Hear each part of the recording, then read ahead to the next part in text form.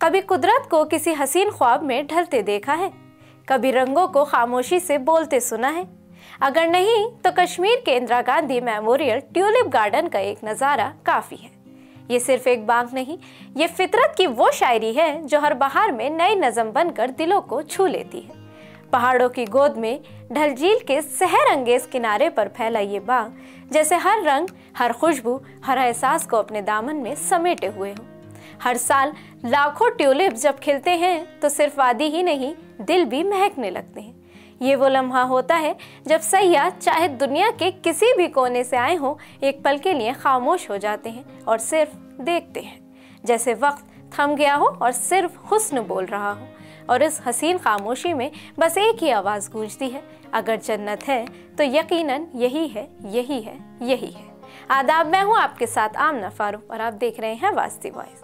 अब आपको बता दें कि श्रीनगर में वाक़ ट्यूलिप गार्डन ने एक अहम संगे मील उबूर कर लिया है।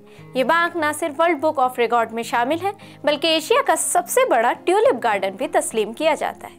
साल 2025 के सीजन में महज 15 दिनों के अंदर इस बाग ने गुज़िश्ता बरस के 4,46,000 सैयाहों की आमद का रिकॉर्ड तोड़ दिया, जो कि एक नई तारीख रकम करने के मुतरादिफ है।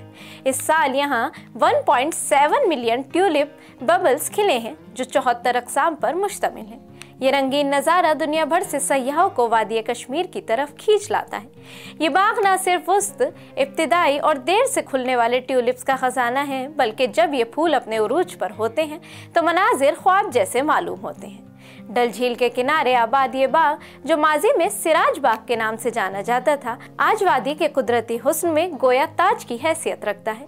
इसकी खूबसूरती सिर्फ फूलों तक महदूद नहीं, बल्कि यहाँ पर हर साल मुनक्किद होने वाला ट्यूलिप फेस्टिवल जम्मू कश्मीर के सकाफती वर्से, मकामी मौसीकी, रक्स, खानों और मेहमान नवाजी की भरपूर अक्कासी करता है। ये फेस्टिवल न सिर्फ सयाहती सरगर्मियों को फ़रोग़ देता है, बल्कि कश्मीर के रोशन चेहरे को दुनिया के सामने लाकर इसे एक पुरअमन, खुशरंग वादी के तौर पर पेश करता है।